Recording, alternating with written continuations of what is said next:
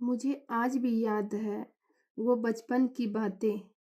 जब हमारे बचपन में खिचड़ी पर्व आता था ना, तो हमारी सुबह माँ की आवाज़ से होती थी, जग जाओ सूर्योदय के पहले नहाना है।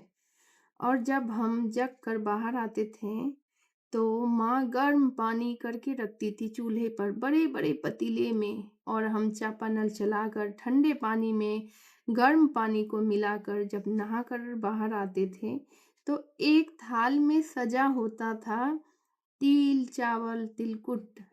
और माँ बताती थी, बेटा जब आप इसे छुओ तो एक मंत्र बताती थी, इसे बोलकर छूना होता था।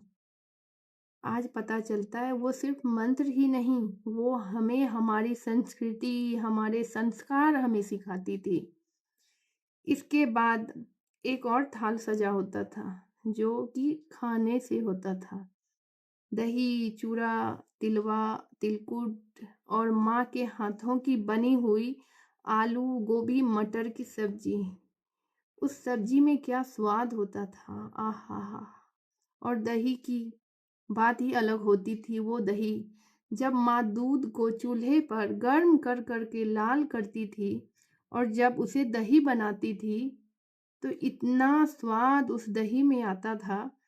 वो स्वाद तो मुझे आज तक कहीं नहीं मिला। और कहते भी है ना, माँ के हाथ का स्वाद लाजवाब होता है।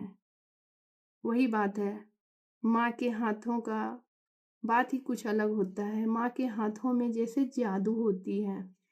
और ये खिचड़ी पर्व सिर्फ पर्व ही नहीं है, ये हमें देना सिखाती है। हम एक दूसरे को बांटते हैं, लाई मुरई, मूंगफली के लड्डू, तिल के लड्डू हम एक दूसरे को देते हैं। और इससे हमारे बीच में मिठास होती है, एक दूसरे में मिठास बढ़ती है, प्रेम बढ़ता है।